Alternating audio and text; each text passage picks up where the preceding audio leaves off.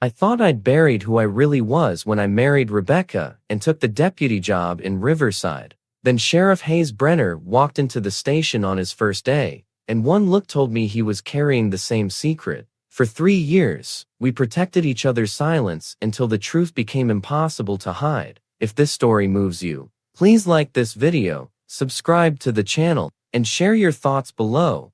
Riverside sits in the northeastern corner of Arkansas, close enough to the Missouri border that you can see it from the bluffs overlooking the Current River. It's the kind of town where everyone knows your family, going back 3 generations, where Sunday services aren't optional, and where certain truths stay locked behind closed doors. I became a deputy there when I was 24, fresh out of the police academy in Jonesboro and newly married to Rebecca Dunmore, whose father owned the farm equipment dealership on Highway 67. Rebecca was kind, sensible, and exactly what everyone expected for me. I loved her in the way you love someone who makes your life make sense to other people.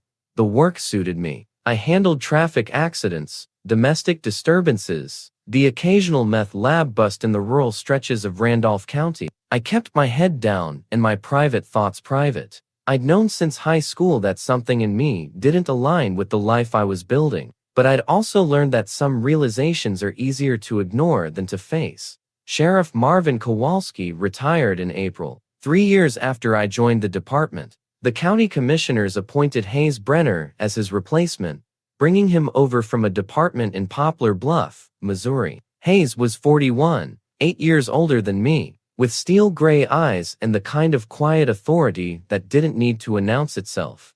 He arrived on a Monday morning, introduced himself to the 4 of us on staff, and got straight to work reviewing files and protocols. Professional, courteous, utterly unreadable. But when he shook my hand, something passed between us that I couldn't name. Recognition, maybe, or warning. Within a week, I understood. Hayes carried himself with the same careful discipline I had practiced for years. He never mentioned a wife or girlfriend. He deflected personal questions with practiced ease. He kept his office door open and his private life invisible.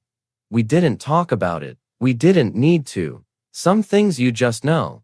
The town took to Hayes quickly. He showed up at council meetings, joined the Rotary Club, attended the Methodist Church on Commerce Street without making a fuss about it. He was competent, respectful, and exactly what Riverside wanted in a sheriff. Rebecca liked him too. She'd invite him to dinner every few weeks, and Hayes would accept graciously, bringing wine and telling stories about cases he'd worked up in Missouri. He'd ask her about the garden, compliment her cooking, and leave at a respectable hour. If she noticed that Hayes and I barely looked at each other during those evenings, she never said anything. But at work, we developed a rhythm. Hayes trusted me with the complex cases, the ones that required patience and attention to detail. I handled a series of break-ins at storage units along Route 62, tracking down a couple from Imboden who'd been selling stolen tools at flea markets across 3 counties. Hayes let me run the investigation my way, backing me up when I needed support and staying out of my path when I didn't. We debrief in his office, door open, voices low, talking about evidence and interviews and legal procedure, safe topics, professional distance, except sometimes our eyes would meet, and the air would change. It happened one evening in late September. Everyone else had gone home. I was finishing reports when Hayes called me into his office to review a warrant application. We stood on opposite sides of his desk, close enough that I could smell the coffee on his breath. And he looked up from the paperwork with something unguarded in his expression. Neither of us moved. Neither of us spoke. The moment stretched until Hayes cleared his throat and stepped back. "Looks good," he said, his voice rougher than usual. "I'll get it to Judge Pritchard tomorrow." I nodded and left before I could do something stupid. After that, we were more careful. We avoided being alone together. We kept conversations brief and professional. We built walls that should have been enough. But I started lying awake at night, staring at the ceiling while Rebecca slept beside me, wondering what my life might look like if I had the courage to be honest. Thanksgiving came and went. Christmas. Rebecca and I hosted her family, exchanged gifts, attended candlelight service on Christmas Eve. I played my part perfectly because I'd been playing it for years, but something was shifting inside me, a foundation starting to crack. Hayes spent the holidays alone. He told people his family was back in Missouri, that the drive was too far for a short visit. I wondered if that was true or just another piece of the armor we both wore. January brought an ice storm that knocked out power across the county for 3 days. The department ran on generators, coordinating with utility crews and checking on elderly residents in the rural areas. Hayes and I worked 16-hour shifts, grabbing sleep in the break room when we could. On the third night, around 2 in the morning, we were the only ones in the building. I was making coffee when Hayes came into the break room, exhausted and unguarded in a way I'd never seen. "You holding up?" he asked. "Yeah, you?" He poured himself a cup, leaned against the counter. "I'm glad you're here, Zachary. I don't say that enough." It was the first time he'd said my first name outside of formal contexts. The sound of it in his voice did something to me. "I'm glad you're here, too," I said quietly. Hayes looked at me then, really looked at me, and I saw everything I'd been trying not to see. The loneliness, the longing, the same battle I fought every day. "We can't," he whispered. "I know."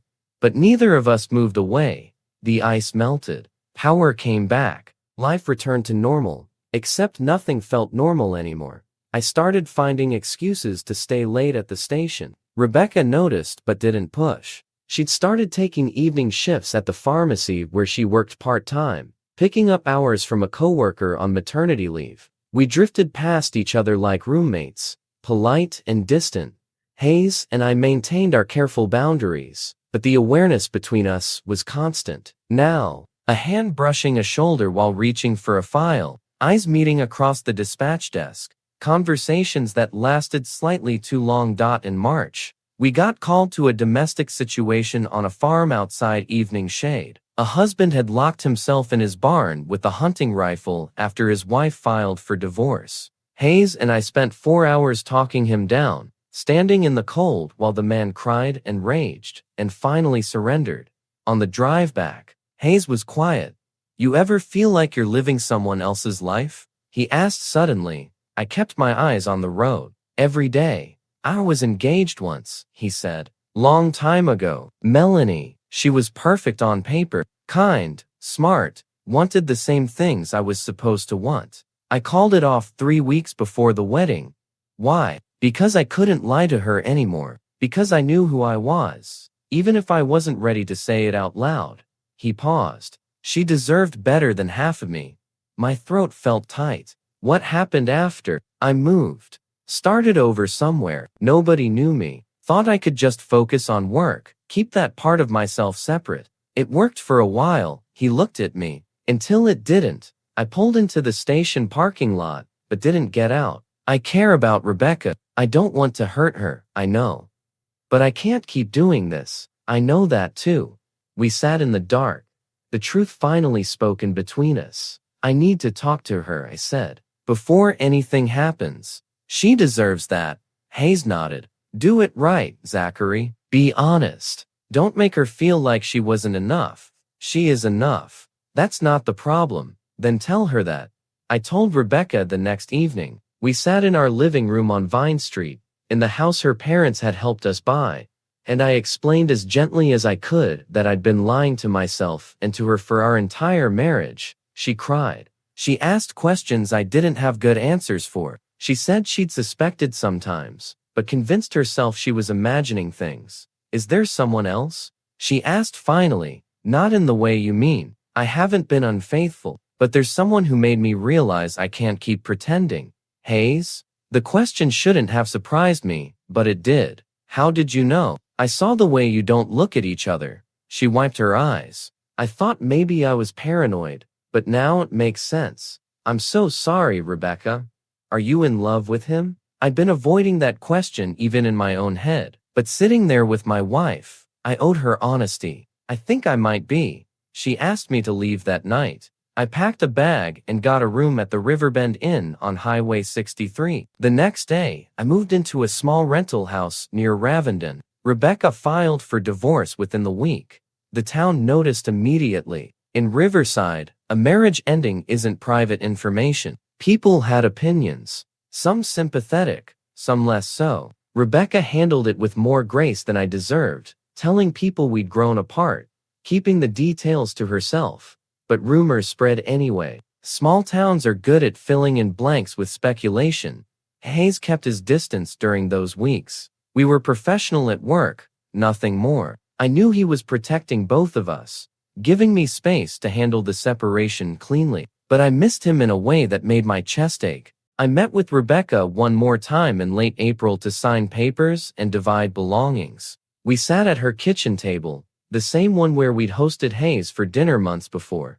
"Are you going to be okay?" I asked, eventually. "Are you?" "I don't know yet." She folded her hands on the table. "I hope you find what you're looking for, Zachary. I really do. But I also hope you understand what this costs." "I do." "I don't think you do. Not yet. But you will." She wasn't wrong. Over the following weeks, I felt the town's judgment in small ways. Conversations that stopped when I walked into the hardware store. Invitations that dried up. The youth pastor at church asking if I'd be more comfortable stepping down from the volunteer schedule. Hayes faced it too. People started connecting dots, whispering theories. One of the county commissioners made a pointed comment at a budget meeting about leadership and moral standards. We still hadn't so much as had coffee outside the office. But perception mattered more than reality. In early May, Hayes asked me to meet him at the overlook above Current River on a Saturday afternoon. It was the first time we'd been alone together outside of work since the ice storm. We stood by the railing, looking out at the water, moving through the valley. "This is harder than I thought it would be," Hayes said. "The job? Everything. Being here, being honest. Watching you go through hell while I stand back and do nothing. You're protecting your position. I understand that. I'm being a coward." I turned to face him. "You're not. You gave me the space to handle my marriage the right way. That matters. I want to be with you, Zachary. Properly, not hiding. In Riverside, I know what that means. I know what it costs." He looked at me with those gray eyes that saw straight through me. "But I'm tired of living half a life. So am I." "Then let's stop." He reached for my hand, and I let him take it. We started seeing each other openly after that. Dinner at the diner on Salem Road. Coffee at the bakery on Commerce Street. We didn't announce anything, didn't make a show of it. We just stopped hiding. The reaction was mixed. Some people were supportive in quiet ways. The librarian, Mrs. Yancey, told me she admired our courage. Dr. Pham, who ran the clinic, shook Hayes's hand and said love was love. But others made their disapproval clear. Someone spray-painted slurs on the side of Hayes's truck. The Methodist church secretary suggested he might be happier at a different congregation. The county commissioners called a meeting in June to discuss Hayes's position. They couldn't fire him for being gay, not legally, but they could make the job untenable. Hayes sat through 2 hours of thinly veiled criticism and coded language about community values. When they finished, he stood and addressed them with the same calm authority he brought to everything. "I've served this county with integrity and professionalism. My personal life doesn't change that. If you want my resignation, you'll have to ask for it directly. Otherwise, I'll keep doing the job you appointed me to do." They didn't ask for his resignation. Not that day anyway, but the pressure continued. And I knew Hayes was carrying the weight of it, wondering if staying was worth the cost. Summer settled over Riverside with the thick heat that makes the air feel like breathing through cotton. Hayes and I fell into a rhythm that felt almost normal. We kept our work lives professional, our private lives private enough to avoid giving anyone ammunition. But we didn't hide anymore. I moved into Hayes's house in August. It was a small craftsman-style place on a quiet street near the elementary school, with a front porch and a yard that needed attention. We painted the kitchen on weekends, pulled weeds from the flower beds, did ordinary things that felt extraordinary because we were doing them together. Rebecca moved to Mountain Home that same month, taking a pharmacy position at the hospital there. Before she left, she stopped by the station to see me. "I wanted to say goodbye," she said, "and to tell you I'm not angry anymore. I wouldn't blame you if you were." I was. For a while, but mostly just sad about the time we wasted. She smiled, and it almost reached her eyes. Be happy, Zachary. That's the best thing that can come from this. I hope you find that too. I will. Just maybe not in Riverside. After she left, I sat in the parking lot and cried for the friendship we'd had, the future we'd planned, the person I'd hurt by not being honest sooner. Hayes found me there 20 minutes later. He didn't say anything, just opened the passenger door and sat beside me till I was ready to talk. I keep thinking about all the choices that led here, I said. All the people I hurt because I was afraid. You can't change the past. You can only do better going forward. Is this better? Some days it doesn't feel like it. Hayes was quiet for a moment. I think about that too. Whether it's selfish to want this when it makes things harder for everyone around us. But then I come home, and you're there, and I remember what it feels like to not be alone. That's not nothing, Zachary. He was right. It wasn't nothing. Work got harder that fall. One of the other deputies, Stan Mercer, requested a transfer to the county jail rather than work directly under Hayes. The dispatcher, an older woman named Caroline, who'd been with the department for 15 years, retired early and made sure everyone knew why.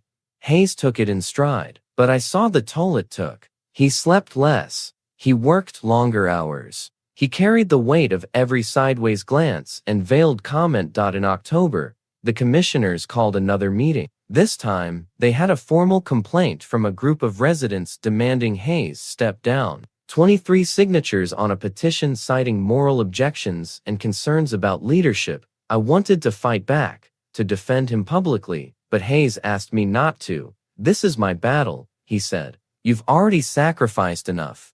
I chose this. I chose you, and I'm grateful, but I won't let you lose your job too.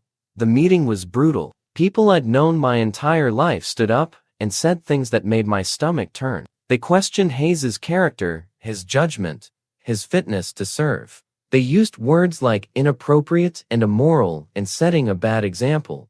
Hayes sat through all of it with his shoulders straight and his expression neutral. When they gave him a chance to respond, he stood and faced the room.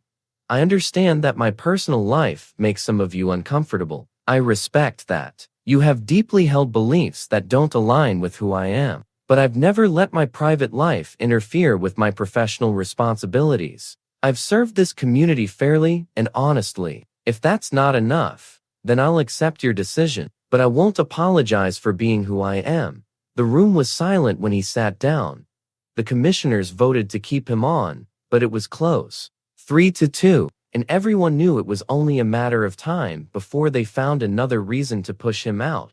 We talked about leaving that night, starting over somewhere else, somewhere we wouldn't have to fight so hard just to exist. Would you want that? Hayes asked. A fresh start? Part of me would, but another part doesn't want to run.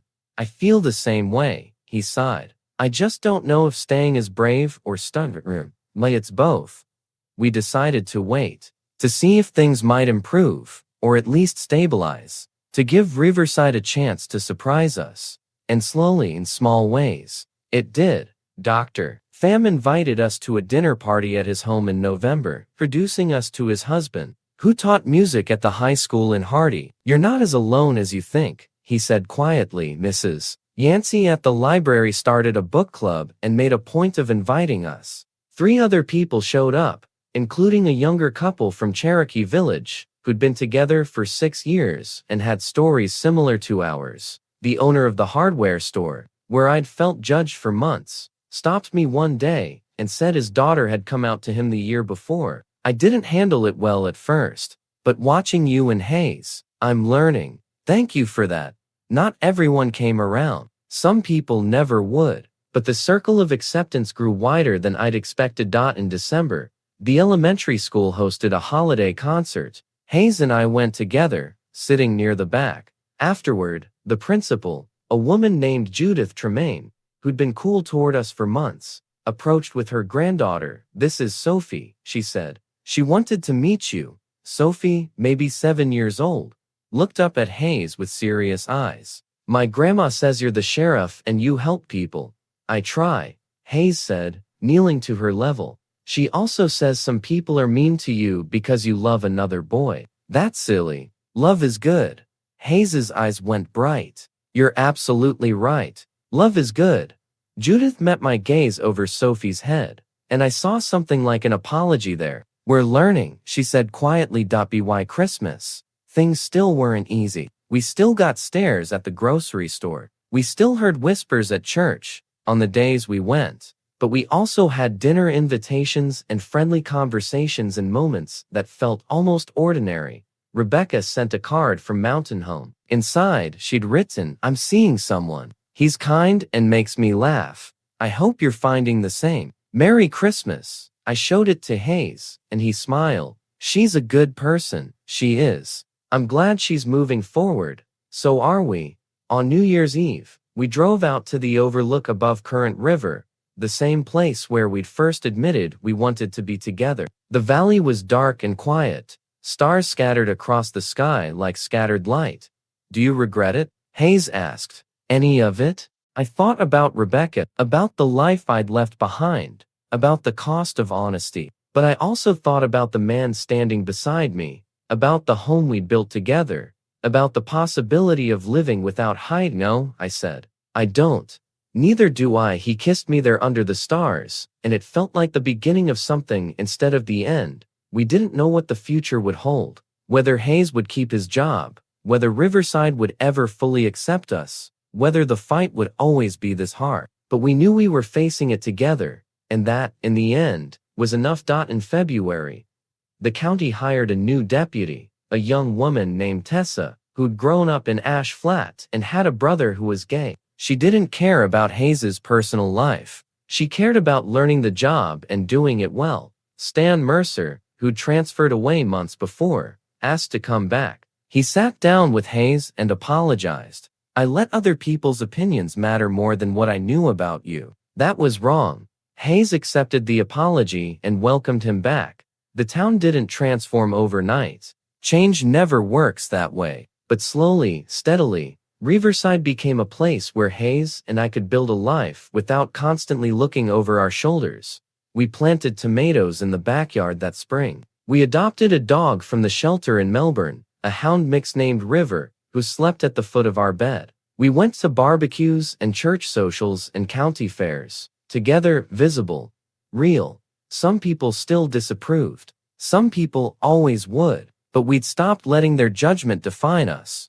One Saturday in May, almost 2 years after Hayes first arrived in Riverside, we were working in the yard when Mrs. Yancey walked by with her grandson. "Good," she called, gesturing to the flower beds we'd been weeding. "Thanks," Hayes said. "We're getting there." She paused at the fence. "You know, when you first moved here, I wasn't sure what to think. But watching you two, seeing how you care for each other in this community, you've taught me something important. You've taught a lot of us something important."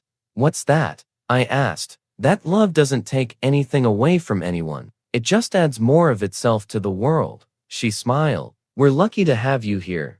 After she left, Hayes looked at me with those gray eyes that still made my heart stumble. "You okay?" he asked. "Yeah, I really am." And I was. Not because everything was perfect or easy, but because I'd finally stopped hiding. Because I'd found someone worth fighting for, worth being honest for, worth building a life with. Riverside hadn't been the place I thought I'd find myself. But standing in that yard, dirt under my fingernails, and Hayes beside me, I realized it had become exactly where I needed to be. Not because the town had given us permission to